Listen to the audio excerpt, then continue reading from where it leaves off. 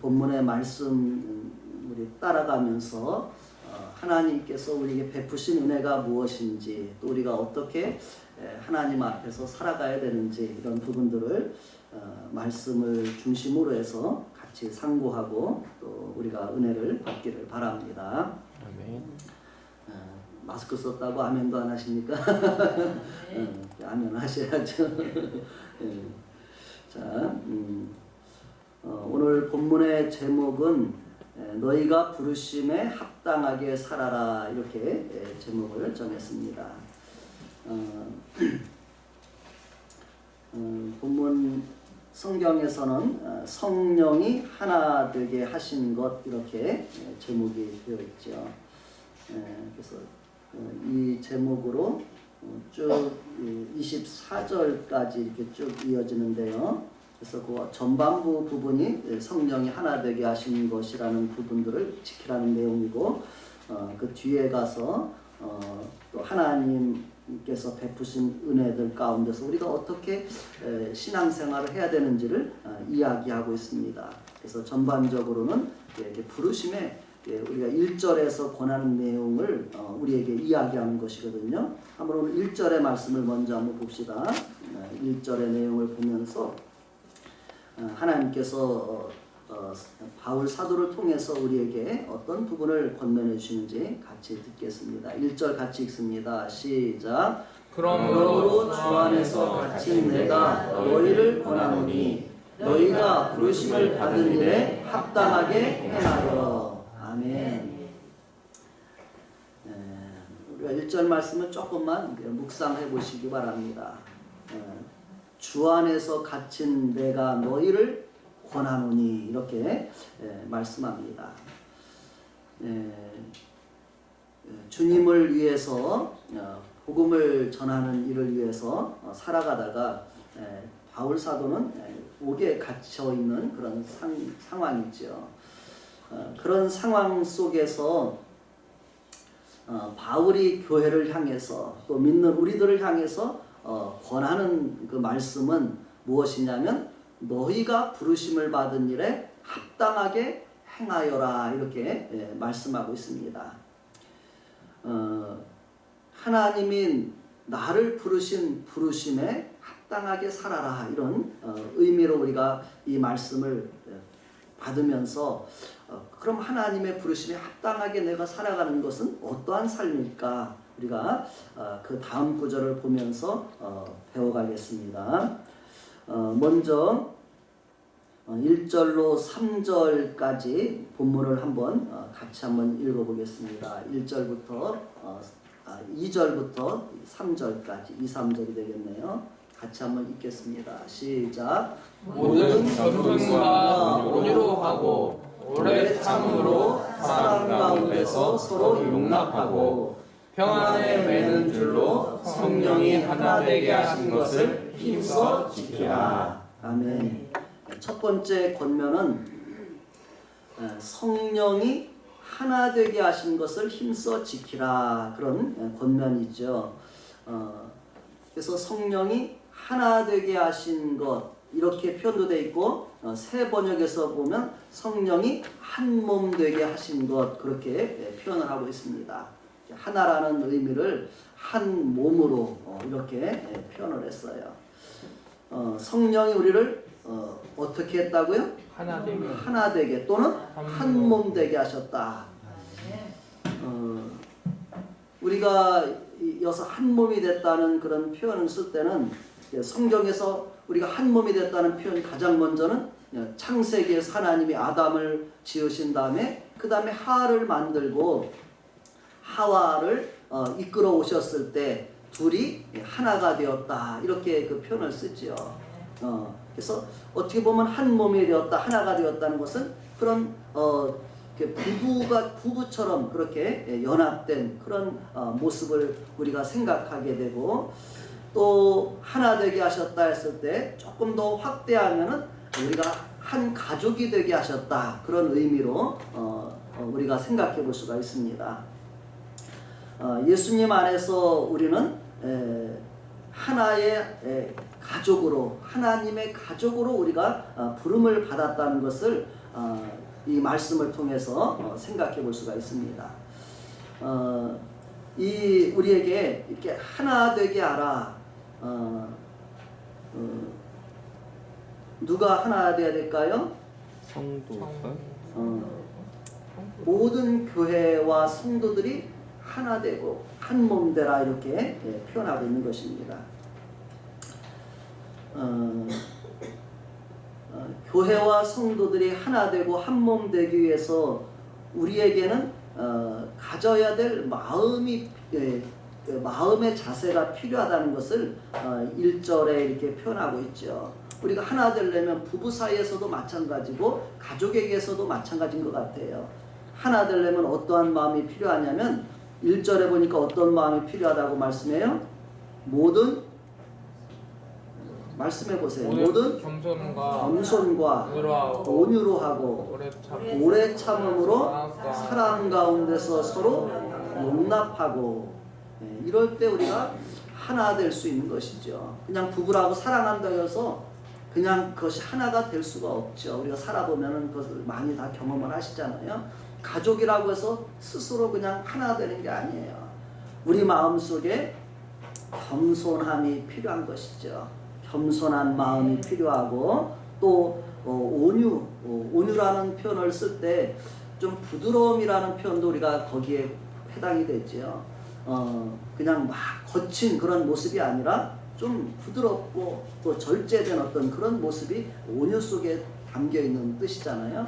그래서 제가 이렇게 이 단어 해석을 볼 때 보면 그런 표현을 썼더라고요. 야생에서 막 뛰어노는 말을 들여다가 내가 잘 훈련시켜서 훈련된 말로 삼는 것, 이렇게 훈련된 말이 되는 것, 그것이 온유라는 거예요. 내 마음대로 막 내 멋대로 막 그냥 제 고집대로 하는 그것이 아니라 잘 훈련되어진, 길들여진, 그래서 정말 주인의 쓰기에 합당한 그런 모습이 온유라고 이렇게 해석해 놓은 걸 보았습니다. 우리에게도 바로 그런 훈련되어지고 좀 서로 이렇게 다듬어져가는 어떤 그런 것이 온유라고 볼 수가 있죠. 처음 결혼할 때 그런 이야기를 사람들이 이렇게 합니다. 믿는 사람들의 이야기 아니라 믿지 않는 사람들에게는 처음에 가서 길을 잡아놔야 된다. 처음에 잘 길을 들여야 된다. 막 이제 그런 표현을 써요. 길들인다는 말은 맞긴 맞는데 우리가 남을 길들이는 것보다 더 중요한 건 뭐예요? 내가 길들여지는 거죠. 그렇죠? 그래서 내가 원하는 대로 이렇게 상대편을 요구하는 것은 결코 그것은 하나가 될 수 없게 만드는 그런 것이고 싸움만 일으키는 것이 돼버려요. 근데 내가 상대를 이해하고 거기에 잘 맞춰가고 또 거기를 이해하고 그렇게 되면은 다툼이 없어지고 서로 화평을 이룰 수가 있죠. 그래서 가정이 하나가 될 수가 있어요. 그래서 우리가 성경에서도 가르침은 세상 사람들의 가르침보다는 성경에서는 아내는 남편에게 순종하는 마음, 또 남편은 아내를 사랑하는 마음, 이제 그런 것을 가르치면서 그 앞부분의 구절에 보면 피차 복종하라 이렇게 했거든요. 피차 복종하라 했어요. 나도 복종해야지 상대편만 복종하라 그래가지고는 결코 하나가 될 수가 없는 거겠죠. 그렇죠? 그래서 우리가 그런 성경의 가르침이 하나님 앞에 우리에게 완전한 지혜의 말씀인 줄로 믿습니다. 아멘. 그래서 우리에게 하나 되기 위해서는 교회가 하나 되고 가정이 하나 되고 이렇게 되기 위해서는 우리가 겸손과 온유한 마음을 가져야 된다 이렇게 이야기합니다. 또 필요한 것이 뭐예요? 오래 참음이라는 뜻이죠. 우리가 상대편을 이해하는 데 있어서도 또 나를 이해시키는 데 있어서도 금방 되지 않아요. 그렇죠? 부부 사이에 자녀 사이에서도 잘 안 되더라고요. 그것이 어려운 거예요. 그때 우리가 필요한 자세가 뭐냐면 오래 참는 것, 그것이 필요하다고 이렇게 이야기합니다.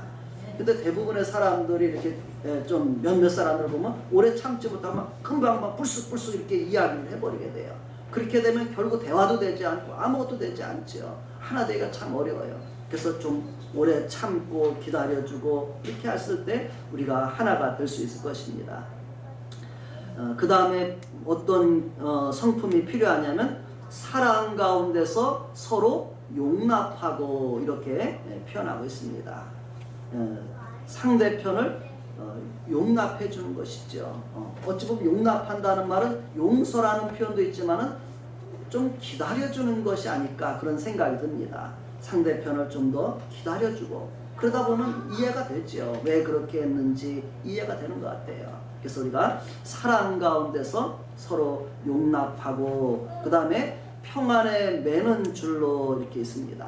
그래서 우리는 서로 가정을 평화를 이루고 화평을 이루고 이런 우리에게 자세가 필요하다고 말씀하고 있습니다.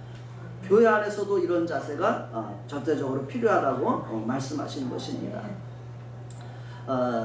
이 말씀 앞에 내 마음은 겸손하고 온유한지 오래 참는지 사랑 가운데서 용납하는지 또 평안에 매는 줄로 하나님 앞에서 화평을 이루어가려고 하는지 이런 부분들을 우리 자신을 점검하며 이 말씀을 내 삶 속에서 순종해 가기를 바랍니다. 아멘. 그랬을 때 우리가 성령이 하나 되게 하신 것을 힘써 지켜갈 수 있다 이렇게 이야기합니다.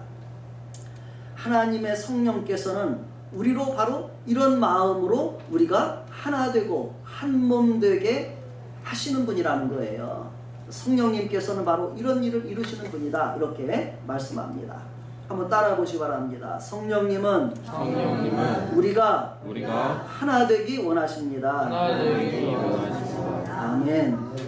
하나 되게 하지 못하는 것들은 다 성령님의 역사가 아니라 뭐예요? 악한 영의 마귀의 역사라고 우리가 보면 맞는 거죠. 이 말씀을 기준으로 볼 때. 그래서 우리는 서로 하나 되게 하는 것, 한 몸 되게 하는 것 이런 부분들을 우리가 힘써 지켜가는 하나님의 백성들 되시기를 바랍니다. 아멘. 이 말씀을 읽으면서 제 마음 가운데 이렇게 좀 생각되는 부분들을 잠깐 정리를 해보았습니다. 예수 그리스도 안에서 우리는 겸손, 온유, 오래 참음, 용서, 화평의 마음으로 하나님을 아버지로 모신 하나님의 가족으로 서로를 대하여야 한다 이런 말씀을 이런 부분을 좀 생각해 보았습니다.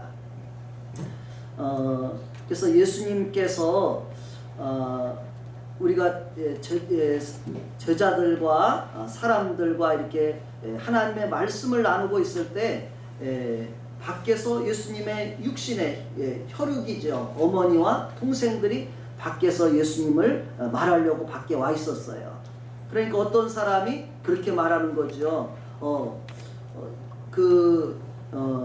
보세요. 당신의 어머니와 동생들이 당신께 말하려고 밖에 서 있나이다. 이렇게 예수님께 전해졌어요. 그러니까 말하던 사람에게 예수님이 대답하신 말씀이 마태복음 12장 48절에 이렇게 이야기합니다. 누가 내 어머니이며 내 동생들이냐 하시고 49절에 손을 내밀어 제자들을 가리켜 이르시되 나의 어머니와 나의 동생들을 보라. 누구를 가리키며? 제자들을 가리키며. 제자들은 누구예요?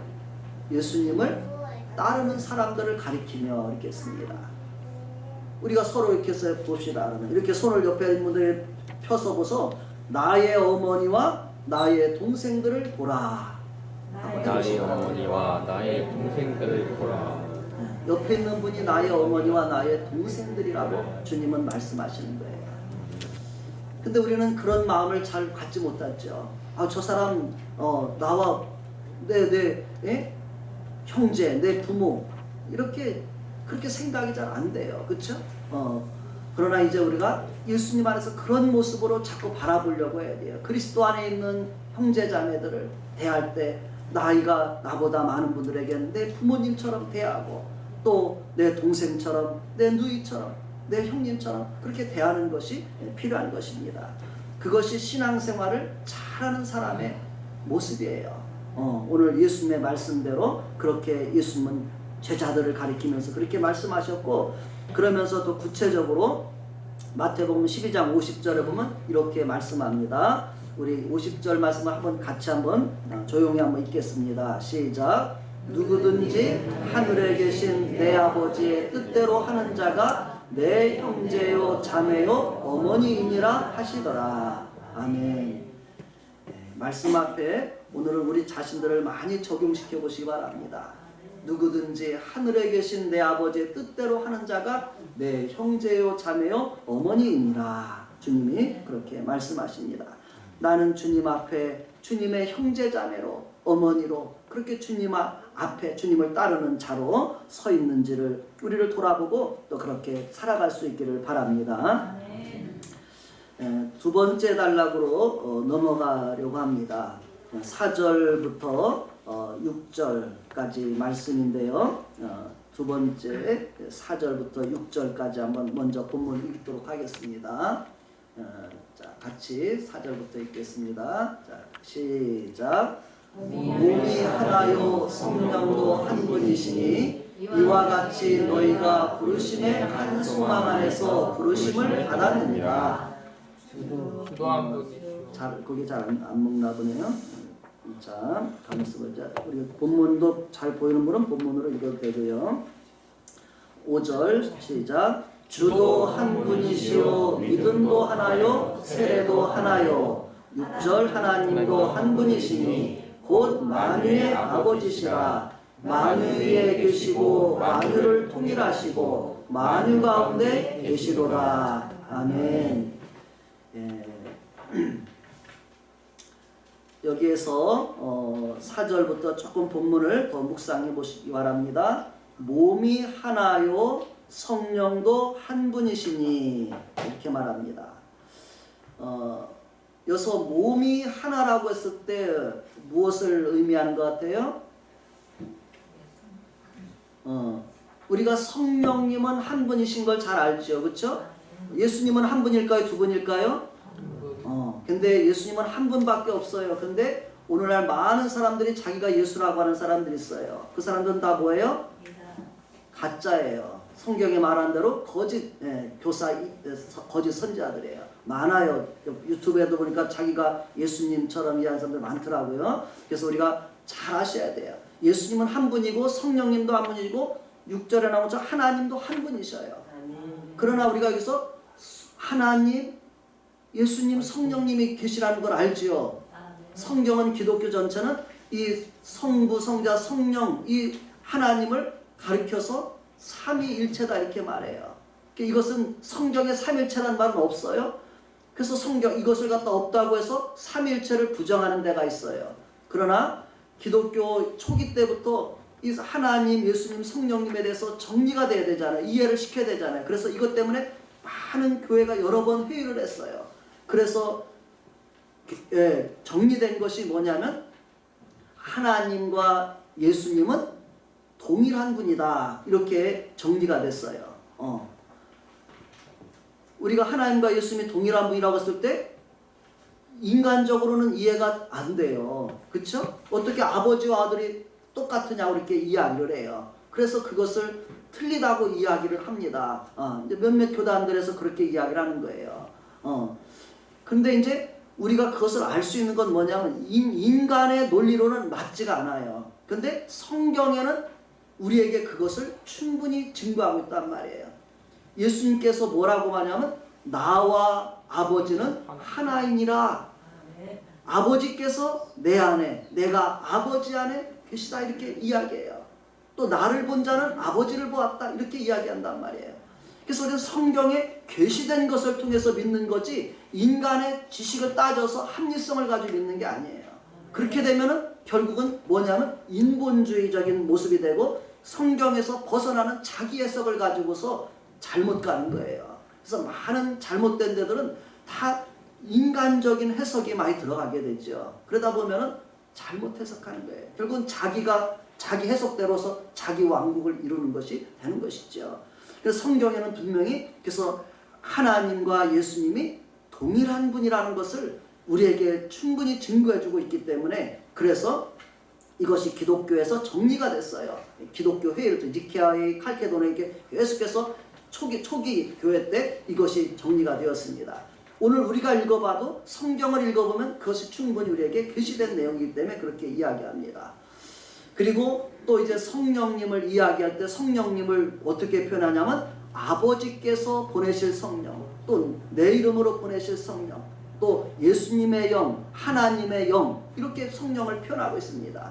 그래서 결국은 하나님과 예수님과 성령님은 한 분 하나님이시다, 이렇게 통틀어서 그렇게 이야기를 하는 거예요. 그래서 세 분이 독특하게 존재하면서도 결국은 연합된, 이게 유니티라고 말하는 거죠. 연합된 한 몸이라는 거예요. 그래서 하나님과 예수님과 성령님이 하나이신 것처럼, 하나 또는 한 몸이신 것처럼 오늘 우리에게 교회는 이렇게 우리가 다 다르지만 각각의 인격을 가지고 있지만 예수님 안에서 하나님 안 성령 안에서 이렇게 서로 연합되고 하나 되는 그런 것이 교회라는 것이죠. 그렇게 세워진 것이 교회인 것입니다. 그래서 몸이 하나라고 했을 때 우리는 하나님 아버지, 예수님, 성령님을 모신 교회를 갖다가 그리스도의 몸이다, 이렇게 성경은 표현하고 있습니다. 그래서 몸도 하나고 성령님도 한 분이시고, 그 뒤에 보면 또 5절에 주님도 한 분이시고, 또 6절에서는 하나님도 한 분이시니 이렇게 표현하고 있습니다. 그러나 가장 대표성은 뭐예요? 하나님으로 우리는 불려지고 있는 거예요. 그래서 하나님은 6절에 보니까 한 분이시니 곧 만유의 아버지시라, 만유 위에 계시고 만유를 통일하시고 만유 가운데 계시도다. 아멘. 이 만물을 하나님께서 지금도 이 가운데 계시고, 하나님 지금도 계신다는 거예요. 만유 가운데 계시고 만유를 지금도 하나님 안에서 하나 되도록 하는 거예요. 본래는 하나 된 세상이었죠, 그렇죠? 그런데 마귀가 이 세상에서 사람들을 유혹하면서 하나님으로부터 분리시키는 일을 하는 거예요. 결국 하나님으로부터 분리시킨 것을 갖다가 우리는 죄라고 표현하고 있습니다. 하나님과 분리된 것이 죄인 거예요.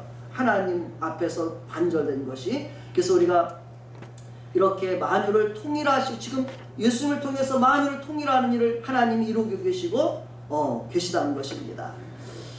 그리고 여기서 은혜가 되는 구절은 4절에서 너희가 부르심의 한 소망 안에서 부르심을 받았다, 그렇게 말씀합니다. 우리의 소망은 무엇이냐면은 그 밑에 정리해 놓았습니다.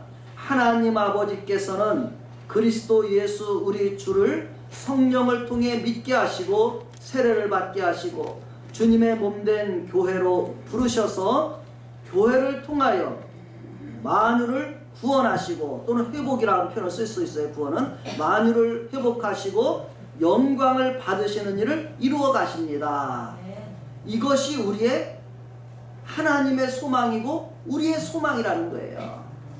하나님 안에서 회복되어지는 것, 이것이 우리의 소망이라고 이야기하는 것입니다. 그래서 하나님 안에서 우리가 회복되어지는 것을 로마서에서는 아주 자세하게 표현하고 있어요. 로마서 8장 19절부터 25절까지 보면 이 표현을 잘 요약해 놓았습니다. 우리 로마서 8장 19절부터 25절까지를 한번 읽어보겠습니다. 하나님께서 이렇게 우리가 하나님의 부르심의 소망, 한 소망이라는데 그 소망이 무엇인지를 정리한 것을 한번 읽어봅니다.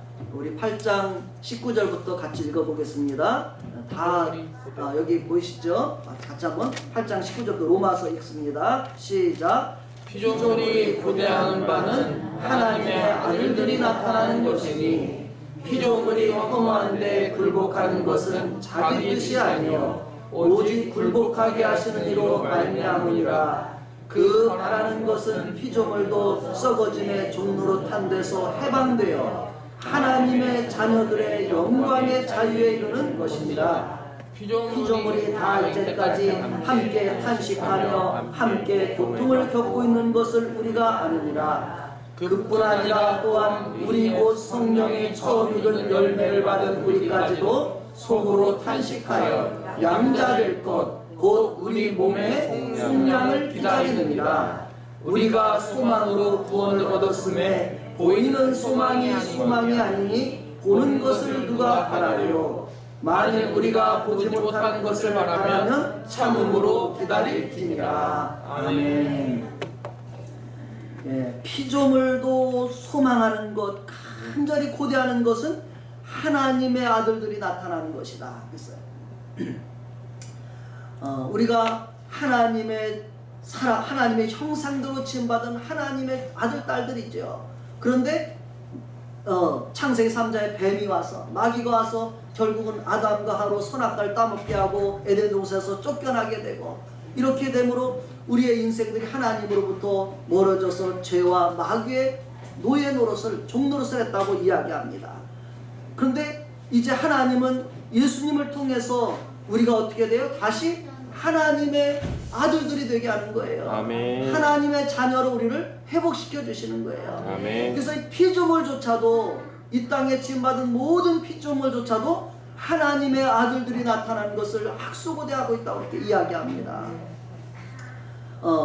왜 그런가 하면 창세기에서 우리 사람이 범죄했을 때 사람만 저주받은 것이 아니라 땅의 모든 것도 함께 저주를 받았거든요.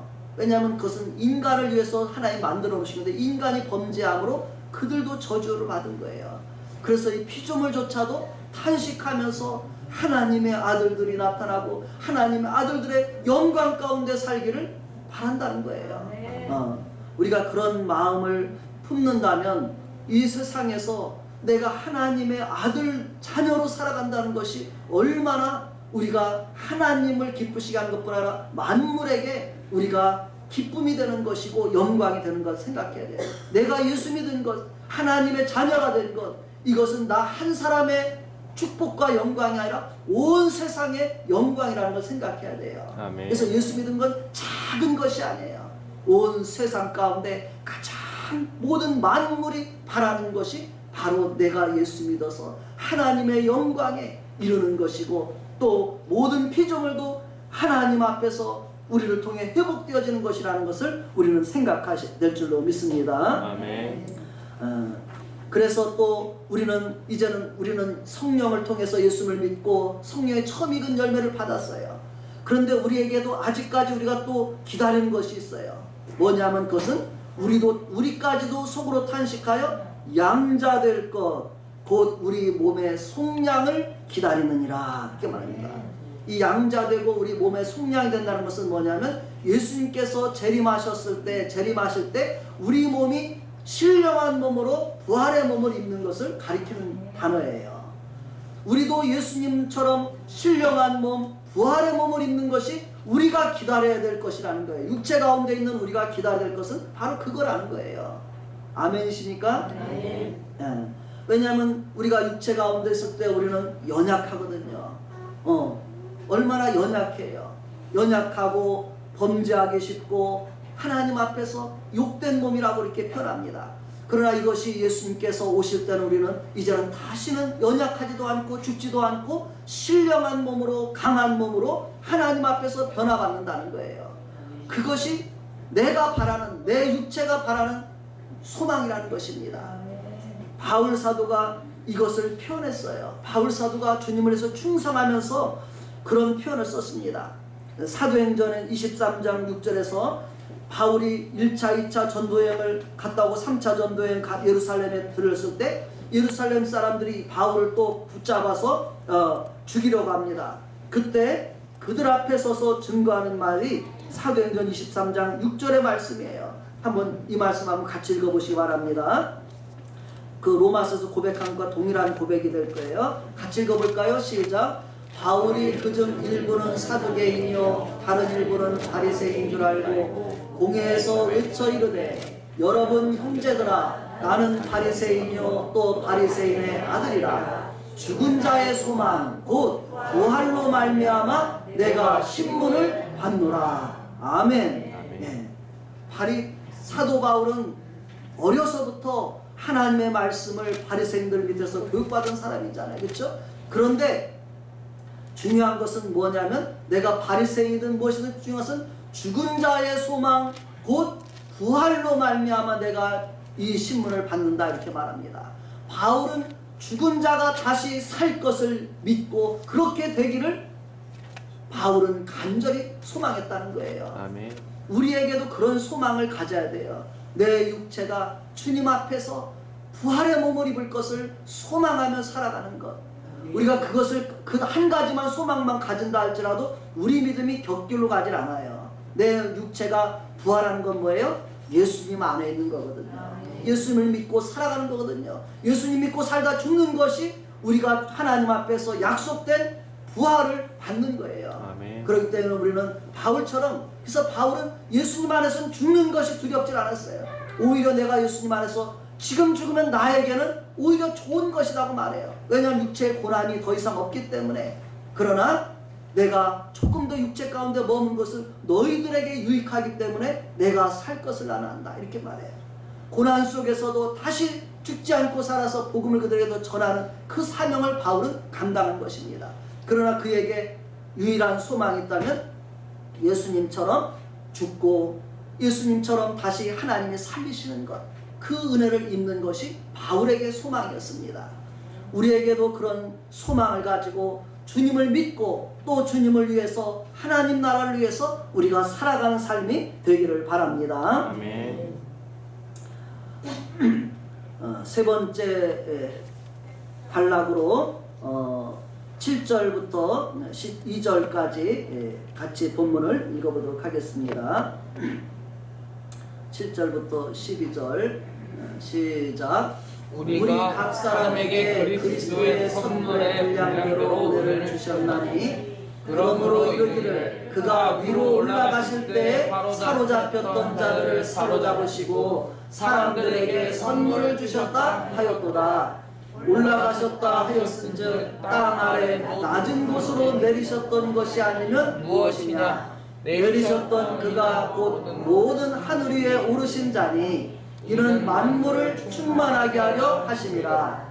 그가 어떤 사람은 사도로, 어떤 사람은 선지자로, 어떤 사람은 복음 전하는 자로, 어떤 사람은 목사와 교사로 삼으셨으니 이는 성도를 온전하게 하여 봉사의 일을 하게 하며 그리스도의 몸을 세우려 하심이라. 아멘.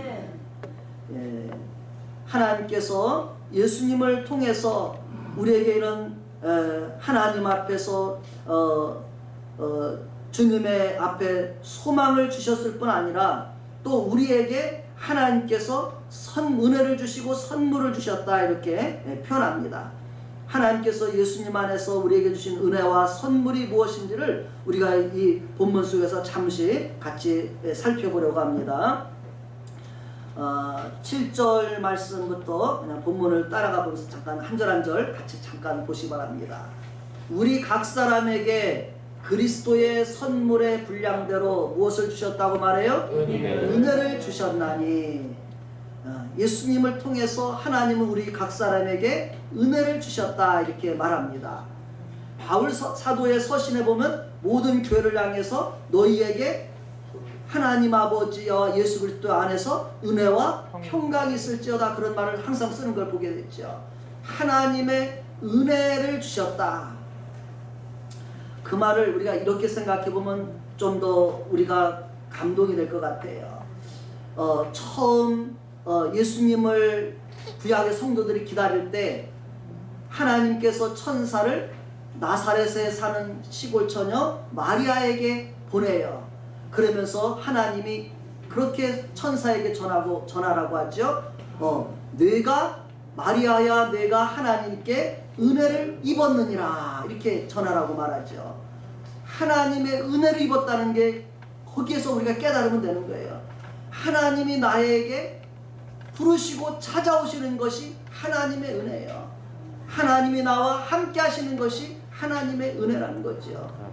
예수님을 통해서 우리는 하나님과 함께 사는 그런 은혜 가운데 우리를 이끌어 주셨다는 사실을 기억하시길 바랍니다. 아멘. 내가 하나님 안에, 주님 안에 오기 전에는 나는 하나님의 은혜 밖에 있던 사람이에요. 그러나 복음을 통해서 예수님을 믿음으로 나는 하나님의 은혜를 받은 사람이 된 것입니다. 오늘 우리가 복음을 통해서, 예수님을 통해서 하나님의 은혜를 받는 삶을 살고 있음을 기억하시기를 바랍니다. 그 다음에 뭐라고 말하냐면 또 8절에는 이렇게 이야기합니다. 그러므로 이르기를 그가 위로 올라가실 때에 사로잡혔던 자들을 사로잡으시고 사람들에게 무엇을 주셨다고요? 선물을 주셨다 하였도다. 네. 예수님께서 위로 올라가실 때 이렇게 말해요. 예수님께서 위로 올라가신 건 무엇을 의미할까요? 예수님께서 부활하시고 그 다음에 하늘로 올라가시죠. 요한복음을 읽다 보면 예수님은 하나님께서 이 땅에 와서 하라고 하신 일을 위해서 하셨고 또 이제 일을 마치고는 내가 아버지께로 올라간다 그런 표현을 쓰고 있습니다. 모든 일을 우리 인간의 인류의 구원을 하나님께서는 이루어 놓으신 다음에 이제는 그의 사명을 마치고 아버지께로 올라가시는 거예요. 예수님께서 승천하심으로 말미암아 우리들에게 사람들에게는 뭘 줬냐면 선물을 주셨다 이렇게 표현하고 있습니다.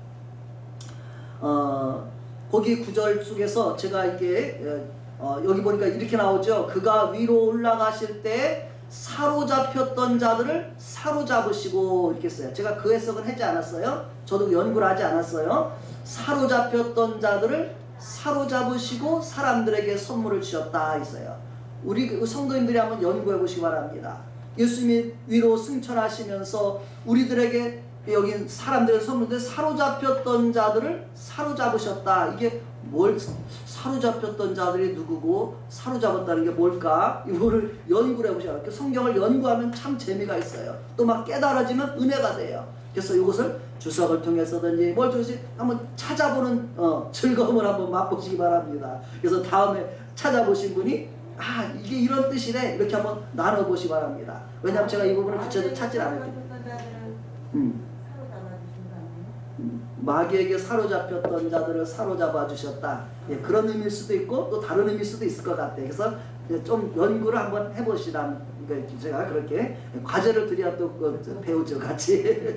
그래서 한번 저도 찾아볼 거예요. 근데 제가 이번 설교 준비할 때는 그걸 찾아보려고 남겨놨어요. 그렇기 때문에 이거 한번 찾아봐도 의미가 있고 사로잡혔던 자를 이게 잘 딱 들어오진 않아요. 막연하게 들어오는데 진짜 확실한 답은 뭘까? 이 부분은 함께 찾아보려고 제가 남겨놨습니다. 왜냐하면 많이 모이지 말라니까 이거 찾아보면 재밌을 거 아니겠어요? 하나님 말씀을 깨닫는 것처럼 연구하는 좀 재미가 그런 재미보다 더 큰 게 없더라고요. 그래서 중요한 것건 뭐래도 예수님이 승천하시고 사람들에게 선물을 주셨다 그랬어요. 자, 그리고 보세요. 9절에 올라가셨다 하였은즉 땅 아래 낮은 곳으로 내리셨던 것이 아니면 무엇이냐? 예수님은 이 땅에 내려오셨다는 거 안 내려오셨다는 거예요? 내려오셨다는 거예요. 하나님께서 이 땅에 내려보내셨다는 것입니다. 육신을 입고 이 땅에 내려보내셨죠. 그렇죠? 그리고서 십자가에 죽으시고 육신을 입고 죽으시고 또 3일 만에 하나님을 살리셔서 또 하늘나라로 하나님께서 올리셨습니다. 자, 그 다음에 내리셨던 10절에 내리셨던 그가 이 땅에 오셨던 예수님께서 모든 하늘 위에 오르신 자니 예수님은 지금 어디에 계시다고요? 모든 하늘 위에 계시다 했어요. 그러니까 우리가 이 하늘이라고 말했을 때 성경에 하늘이란 단어는 영어로 보면 단수가 아니라 복수예요. 하늘이 많다는 뜻이잖아요. 그렇죠? 그래서 우리가 힌트를 얻을 수 있는 것은 바울 사도가 터키 지역에서 복음을 전하다가 돌에 맞아서 죽은 때가 있었어요. 그랬을 때 바울은 그때 내가 3층 천에 올라갔었다 이렇게 말해요. 그래서 거기서 사람이 볼 수 없고 들을 수 없는 그런 말을 거기서 들었다. 하나님의 아마 보좌를 보고 하나님의 음성을 듣고 그랬던 것 같아요. 거기서 3층 천에 올랐다 그런 표현을 씁니다. 그래서 우리가 그냥 일반적으로 이야기한 우리가 눈에 볼 수 있는 데까지 가시권에 있는 하늘이라고 말해, 대기라고 말하는 거죠. 그러나 우리가 보이지 않는 그 너머에 또 우주가 있어요.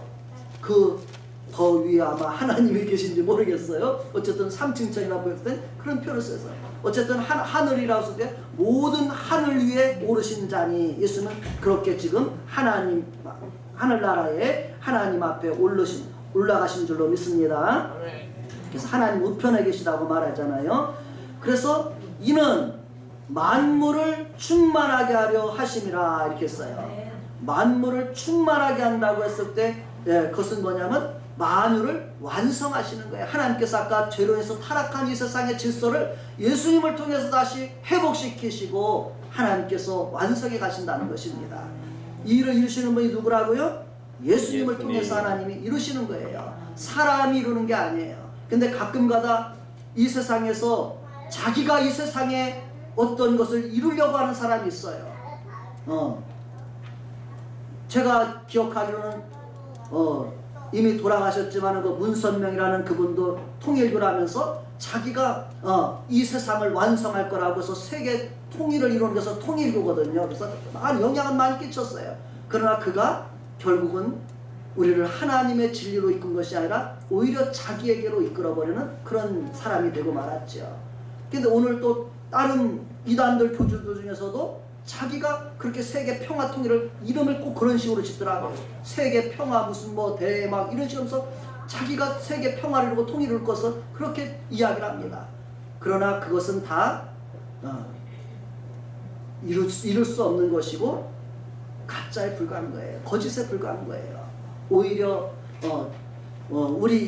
우리에게 이것을 이룰 수 있는 유일한 분은 누구예요? 예수님. 예수 그리스도라는 사실을 우리는 기억해야 돼요. 하나님이 이루실 것이에요. 예수님을 통해서 지금도 이루어가고 계시는 거예요. 복음을 통해서 듣고 예수님을 믿는 자들 속에 하나님의 자녀로 하나님 앞에서 회복시켜 주시고 또 우리를 통해서 이 땅에 회복시켜 가고 계시는 거예요. 아멘. 이것만이 하나님이 계획하신 하나님의 구원의 경륜이에요. 계획이에요. 아멘. 이것을 위해 다른 것을 이야기한다면 그것은 거짓이고 이도 아니고 가짜라는 것을 우리는 거기에 미혹될 필요가 없다는 것을 우리가 기억해야 될 것입니다. 10절 한번 다시 한번 읽어보세요. 내리셨던 그가 곧 모든 하늘 위에 오르신 자니 이는 만물을 충만하게 하려 하신다. 아멘. 내리셨던 그가 하늘 위에 오르신 자니 이는 만물을 충만하게 하려 하십니다. 하나님께서 예수님을 통해서 이 일을 완성하실 것을 믿습니다. 아멘. 자, 우리에게 주신 선물, 아까 선물을 주셨다는데 구체적으로 우리에게 주신 은혜의 선물, 이것이 11절에 아마 요약적으로 나오는 것 같아요. 우리 11절 한번 읽어봅시다. 하나님 우리에게 주신 은혜고 선물이 무엇일까? 자, 같이 읽어봅니다. 시작. 그가 어떤 사람은 사도로, 어떤 사람은 선지자로, 어떤 사람은 복음 전하는 자로, 어떤 사람은 목사와 교사로 삼으셨으니. 아멘. 이 문맥에서 이 단락에서 우리에게 선물을 주셨다는데 바로 그 선물은 우리에게 이런 직분을 주신 것을 선물이라고 이야기하는 것을 볼 수가 있습니다. 그래서 또 세 번 쉬운 성경에서는 우리의 재능을 따라서 이렇게 하셨다 이렇게 이야기합니다. 우리에게 주신 재능이 뭐예요? 하나님의 선물이라는 거예요. 나에게 사도의 재능을 주실 사람도 있고 선지자로 또는 복음 전하는 자로 또 목사와 교사로 우리에게 재능을 따라서 이렇게 세워주신다는 거예요. 아멘이십니까? 아멘. 이 선물들 다 하나님이 주셨으니까 내 선물 우리가 다시 이렇게 꺼내보시기 바랍니다. 주머니 속에 아니면 꼭꼭 감춰서 내 선물이 뭐지? 나는 사도로 하나님이 쓰시려고 하는지, 선지자로 쓰시려고 하는지, 복음 전하는 자로 쓰시려고 하는지, 목사로 쓰시려고 하는지, 교사로 쓰시려고 하는지, 내 주신 재능, 내게 주신 직분들을 우리는 발견해야 돼요. 이것을 발견한 사람만이 하나님 앞에서 합당하게 살아갈 수 있는 거예요. 이걸 발견하지 못하면 하나님 앞에 합당하게 우리가 살아가지를 못해요. 충분히 살아내지를 못하는 거예요. 저는 예수님을 처음 만나고 나니까 막 예수님을 전하고 싶더라고요. 복음을 전하고 싶어요. 그래서 난 목사가 되는 거 이런 생각 안 했고 예수님 만나니까 막 예수님을 전하고 싶은 거예요. 복음 전하는 그런 마음을 하나님께서 내게 주신 것이잖아요. 그렇죠? 우리 성도님들의 마음에도 아마 주님을 마음에 모시고 만났을 때 우리 마음에 주신 것이 있을 것 같아요. 나는 주님 앞에 하나님께서 예수님을 이 세상에 보낸 것처럼 나도 너희를 보내야 돼. 나를 많은 사람들에게 세상에 보내는 그런 사람으로 쓰실지, 하나님이 행하실 일들을 사람들에게 알려주는 선지자로 쓰실지, 또는 나를 양떼들을 돌보는 목회자로, 또는 사람들을 잘 지도하고 가르치는 교사로 쓰실지, 이런 부분들을 우리는 발견해야 돼요. 하나님께서 이런 것을 우리에게 다 재능을 주시고 선물을 주셨다고 말씀하고 있습니다. 그 부분들을 우리가 더 하나님 앞에 잘 찾고 발견하면서 그 모습대로 재능대로 하나님 앞에 충성을 하시기를 바랍니다. 우리에게 이렇게 선물을 주시고 직분을 주시고 재능을 주신 것은 목표는 한 가지예요. 12절에 나옵니다. 우리에게 은혜 주고 선물 주셔서 우리에게 구체적으로 이루게 하는 목표는 12절에 있습니다. 우리 같이 읽어볼까요? 12절 시작. 이는 성도를 온전하게 하여 봉사의 일을 하게 하며 그리스도의 몸을 세우려 하심이라. 아멘. 우리에게 주신 재능을 따라서 우리는 성도를 온전하게 하는 일을 한다는 것입니다. 우리가 주님 앞에 새로운 성도들이 나오잖아요. 그 사람들을 하나님 앞에서 세워가는 일을 하는 거예요. 우리가 다. 그렇죠? 어떤 모습이든지 나를 통해서 성도를 세우게 하고 또 봉사의 일을 하게 하며 이렇게 나오는데 새 번역에서는 하나님의 그 백성들을 섬기게 하며 이렇게 나왔어요. 우리는 하나님의 백성들 성도들 어떻게 된다고요? 섬겨야 된다는 거예요. 그게 봉사의 일이에요. 그래서 어떻게 될까요? 궁극적으로는 그리스도의 몸을 세우려 하심이라. 그리스도의 몸을 우리는 다른 말로는 교회라고 표현하는 거잖아요. 그렇죠? 우리는 교회를 다 세우는 사람이 되라고 주님은 우리에게 은혜를 주시고 선물을 주셨다는 것입니다. 아멘. 따라합시다. 하나님은 나에게 선물을 주셔서 주님의 몸된 교회를 세우라고 하십니다. 주님의 몸된 교회를 세우라 하십니다. 아멘. 아멘. 이 말씀대로 우리가 잘 주님 앞에 충성스럽게 성도들을 온전케 하고 또 잘 섬기고 이렇게 해서 주님의 몸된 교회를 잘 세워가는 우리들 모든 하나님의 자녀들 또 하나님의 백성들 되시기를 예수님 축복합니다. 마지막 하나님께서 우리에게 심판하실 때 다른 거 묻지 않으실 것 같아요. 너 나 믿고 나서 내가 너 믿음 주었는데 믿음 줘서 교회 잘 세우는 일을 하면서 살아왔느냐 이렇게 물어보실 것 같아요. 또 어떤 일을 했는지 그것 주님 다 아시고 그것에 따라 네가 이렇게 했구나 하고 그것에 따라서 상 주실 거예요. 그렇죠? 다른 것 뭐 엄청나게 뭐 한 거 그걸 주님이 바라보시는 거 아니에요. 주님의 몸된 교회를 잘 세워가는 사람을 되라고 우리를 주님께서 은혜 주시고 선물 주셨다는 걸 기억하며 살아가는 우리 되기 바랍니다. 그래서 금년도에 우리가 초반에 이렇게 지금 한국 교회나 또 뭐 사회적인 상황이 많이 위축되어 있지만 우리는 주님의 몸된 교회를 이때 또 세워가는 일에 내가 봉사하고 섬기는 사람이 되어야 될 것입니다. 서로 믿음을 격려하고 서로 기도하면서 잘 세워가는 우리 되기를 바랍니다. 세상은 교회를 자꾸 약화시키고 무너뜨리려고 하는 게 이 세상이에요. 그래서 지금 이 공문에 보면은 울산이라는 것은 또 뭐 경기도 이런 것은 교회를 자꾸 이제 아예 그냥 예배 전체를 다 중단하라고 명령까지 막 내리는 데가 있어요. 그거에 대해서 고민하는 목사님들의 글이 올라옵니다.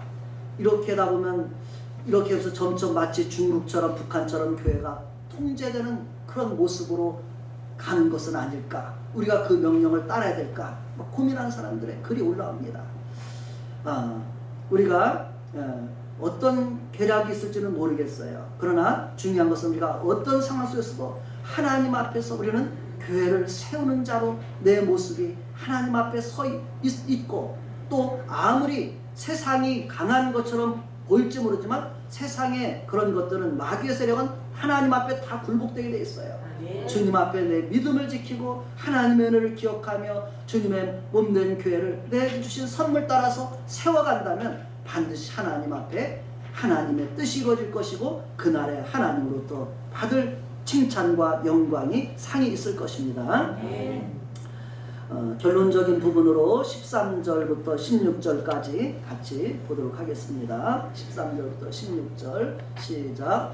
우리가 다 하나님의 아들을 믿는 것과 아는 일에 하나가 되어 온전한 사람을 이루어 그리스도의 장성한 분량이 충만한 데까지 이르리니 이는 우리가 이제부터 어린아이가 되지 아니하여 사람의 속임수와 간사와 유혹에 빠져 온갖 교훈의 풍조에 밀려 요동하지 않게 하려 함이라. 오직 사랑 안에서 참된 것을 하여 범사에 그에게까지 자랄지라. 그는 머리니 곧 그리스도라. 그에게서 온몸이 각 마디를 통하여 도움을 받음으로 연결되고 결합되어 각 지체의 분량대로 역사하여 그 몸을 자라게 하며 사랑 안에서 스스로 세우느니라. 아멘. 이 부분에 그 낱말을 또 단어를 우리가 또 잘 이 문맥을 이해를 해야 이 말씀이 무슨 말씀을 했는지 우리가 알게 되는 거거든요. 그걸 깨달을 때 하나님의 은혜를 우리가 입게 되는 거예요. 그렇죠? 내게 무엇을 하라고 하는지를 깨달아야 되거든요. 그래서 그것을 해석하는 것이 이게 좀 더 우리가 고어처리됐기 때문에 확 들어오지가 않더라고요. 그래서 우리가 새 번역을 볼 수도 있고 또 영어 성경을 보고 이렇게 여러 번역을 보다 보면 아 이게 이런 의미구나. 왜냐하면 계속 연구되기 때문에 우리가 그런 부분을 참고하면 훨씬 더 도움이 됩니다. 그래서 저도 여러 번역을 보면서 이 의미를 이해하려고 이 본문을 찾아봤는데요. 13절에 우리가 이해되는 부분이 있고 조금 어려운 부분이 있어요. 우리가 다 하나님의 아들을 믿는 것과 아는 일에 하나가 되어. 여기까지 다 되셨죠? 하나님의 아들 다 믿고 하나님의 예수님 아시죠? 여기까지 하나가 되어 온전한 사람을 이루어 그리스도의 장성한 분량이 충만한 데까지 이르리니. 그 나머지 부분은 뭐냐면 조금 쉽게 쉬운 성경에서 해석하는 게 확 눈에 들어오더라고요. 그리스도를 닮은 온전한 성숙한 그리스도인이 되어 이렇게 표현했어요. 우리가 이제는 예수님을 믿고 아는데 머무는 것이 아니라 그리스도를 닮아가는 온전한 성숙한 그리스도인으로 우리가 자라가야 된다는 것을 말씀해 주는 것이죠. 그렇게 우리가 자라가고 계시는 줄로 믿습니다. 아멘. 우리가 이렇게 성숙해지면은 우리에게 받는 유혹이 아니라 받는 복이 있어요. 우리가 성숙해지면 유혹을 받지 않아요. 성숙해지면 하나님 앞에서 주시는 복이 있습니다. 14절과 16절이 우리가 성숙해졌을 때 우리를 통해서 이루시는 하나님의 축복을 우리가 볼 수 있는데요. 먼저 14절 봅시다. 우리가 성숙해지면 어떤 은혜가 있는지 14절 읽어볼까요? 시작. 이는 우리가 이제부터 어린아이가 되지 아니하여 사람의 속임수와 간사한 온갖 교훈의 풍조에 밀려 요동하지 않게 하려 함이라. 아멘. 이 말씀 참 귀한 것 같아요. 잘 보세요. 우리가 성숙되지면은 어린아이가 되지 아니하여 그 다음에 뭐예요? 사람의 속임수와 간사한 유혹에 빠져서 온갖 교훈의 풍조에 밀려 요동하지 않게 된다. 이렇게 말해요. 성숙하지 못하면은 사람의 속임수와 간사한 유혹에 빠져서 요동하는 사람이 되는 거예요. 그 많은 그 이단 교주들의 말을 가만히 보면은 참 말은 참 잘한다 그런 생각이 들어요. 참 말 잘한다. 그 사람의 그 이단 교주들의 속임수와 간사한 유혹에 사람들이 많이 빠지거든요. 근데 가만히 생각해 봤어요. 근데 그 사람 자신이 속이려고 하는 게 아니라 그 자신이 마귀에게 속았어요. 보니까 마귀에게 속아가지고 마귀의 시키는 대로 마귀가 가르쳐주는 대로 따라서 하니까 그 사람이 먼저 속아서 또 많은 사람들은 그 사람의 또 말을 따라가기 때문에 거기에 속는 거예요. 이단에 빠진 사람들이 그거더라고요. 그래서 한편으로는 내가 그런 생각을 해봤습니다. 이단의 교주들의 그 말을 막 쭉 내가 들어봤어요. 그러면서 그 사람이 자기 자신이 지금 잘 알고 있고 자기가 제일 똑똑한 것처럼 생각하고 다른 사람들이 다 어리석어 보이고 이렇게 보는 거예요. 일반 교회 사람들, 목사들, 성도들 성경 지식 아는 것도 없다. 별거 아니다.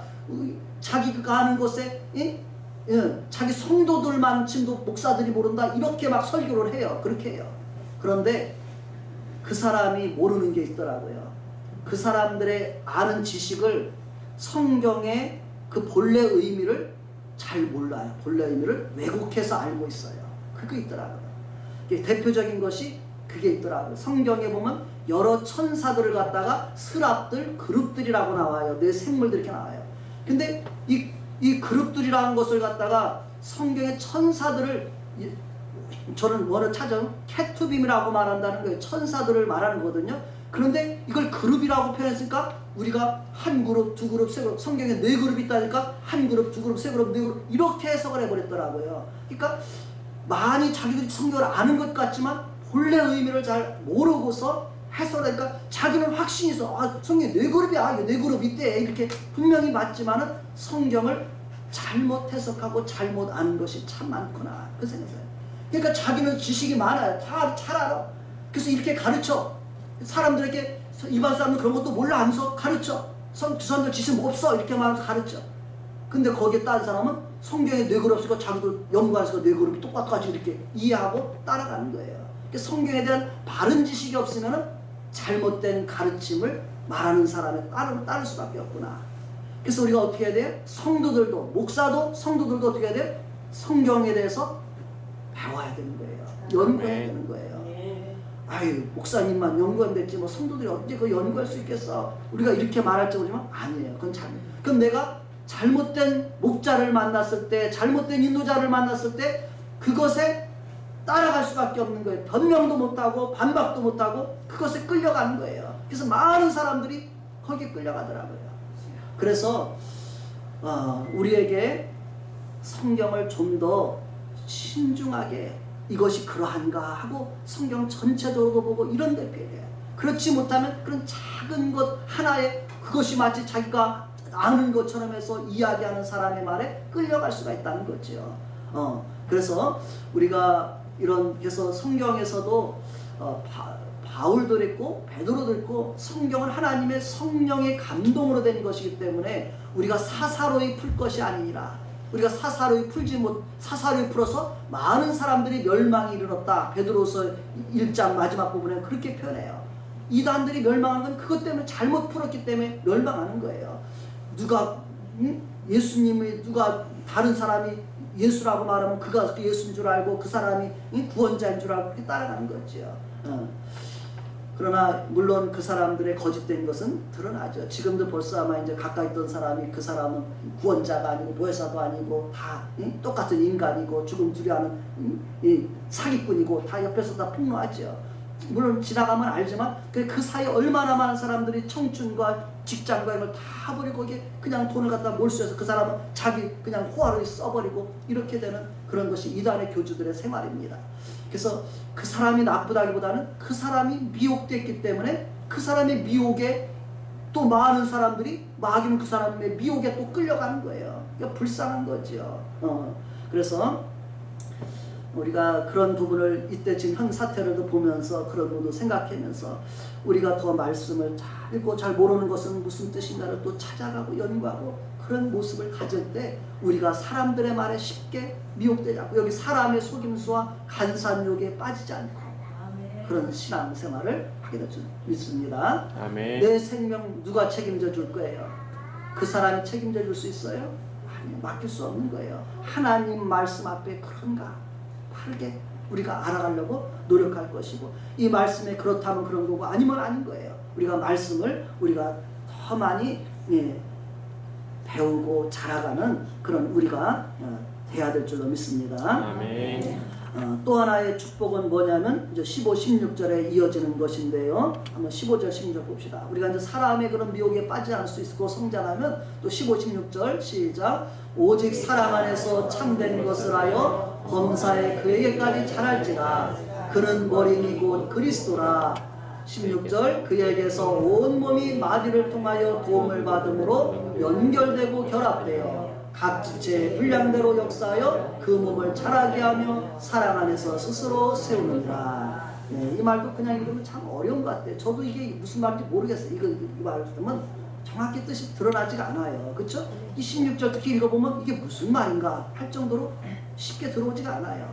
그래서 조금 더 우리가 지금 온누리교회나 이런 데서는 쉬운 성경으로 많이 바꿨더라. 왜냐하면 쉬운 성경은 지금 목사님들이 얼마나 더 연구하는데 옛날 목사님들 그 연구할 시간 없었어요. 가난한 시절에 목사님들 겨우 막 기도하고 신학교에서 하나님 은혜 받아서 예수님 전하니까 잘못된 가르침도 많지요. 물론 정확한 해석 못한 거 많지요. 그러나 요즘에는 막 그 원어도 공부를 많이 해서 히브리 헬라에서 성경 원어를 연구하고 그 의미를 비교해보고 그러면서 더 많이 연구해서 더 잘 알아요. 오늘 젊은 목회자들이 더 잘 알아요.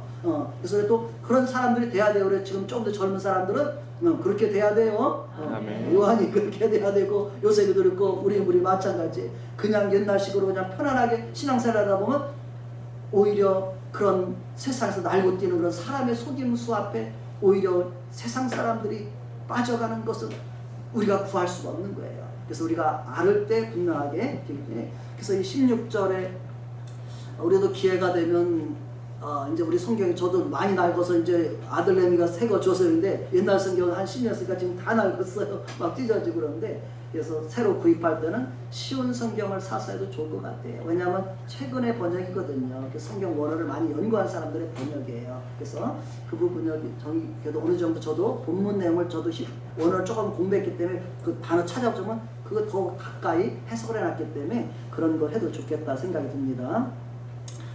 새로 사실 때는 최근에 번역을 사시라 이런 얘기예요. 자, 그래서 여기 번역을 보니까 15절의 말씀, 15절에 오직 사랑 안에서 참된 것을 하여 범사에 그에까지 자랄지라. 그래서 짧게 제가 이거 지면상 좀 요약해서 사랑으로, 사랑 안에서 참된 것을 말하는 것은 사랑으로 진리만을 말하여 이런 뜻이에요. 그래서 범사에 그에게까지 자랄지라. 그는 누구예요? 예수님이죠. 예수님을 본받아서 성장해 가라 이렇게 이야기하고 있습니다. 아까 우리가 앞부분에 이야기한 것 같죠. 이제 이렇게 우리가 성장되면은 그 다음에 16절이에요. 그에게서 예수님을 통해서 온 몸이 마디를 통하여 도움을 받음으로 연결되고 결합되어 이렇게 써요. 그 말은 뭐냐면 온 몸이 도움을 받아 서로 연결되고 결합된다는 것은 서로 도와주어, 한마디로 하면 그런 뜻이에요. 우리가 교회 안에서 어떻게 된다고요? 서로 도와주어. 아까 하나님의 백성을 섬기는 것과 같을 것 같아요. 그렇죠? 서로 도와주어서 각 지체의 분량대로 역사하여 그 몸을 자라게 하며, 우리가 각 지체잖아요. 우리에게 주신 그 재능을 따라서 주님의 몸된 교회를 자라게 하며 사랑 안에서 스스로 세우느니라. 그래서 사랑 안에서 교회를 사랑 안에서 세우게 된다 이렇게 말합니다. 우리가 성장하면 다 교회 세우는 자가 되겠어 안 되겠어요? 세우는 자가 돼요. 우리 김혜경 집사님 하나님이 잘하게 해주셔서 교회를 잘 세워가겠다. 너무너무 하나님 앞에 복된 일인 줄 믿습니다. 아멘. 막 헤매고 다닐 때보다 얼마나 아름답고 얼마나 행복하세요. 그렇죠? 믿음이 흔들릴 때는 방황할 수밖에 없거든요. 믿음이 하나님이 은혜를 주시고 믿음을 말씀을 붙잡고 하다 보니까 믿음이 회복되고 자라서 하나님 앞에 교회를 세우는 일에 봉사하는 모습이 참 아름답습니다. 우리들이 다 주님 앞에서 이렇게 믿음이 자라서 서로 도와주고 또 교회를 사랑 안에서 세워가는 그런 우리들이 다 되시기를 간절히 소망합니다. 말씀까지 우리가 16절까지 오늘 보면서 하나님의 나를 부르심의 소망 안에서 우리가 소망을 가지고 이제 살고 또 하나님이 내게 은혜 주시고 재능 주셔서 주님의 몸된 교회 가운데 나도 흔들리지 않고 주님의 몸된 잘 세워가는 사람이 되라고 권면하신 이 말씀 기억하며 승리하시기를 바랍니다.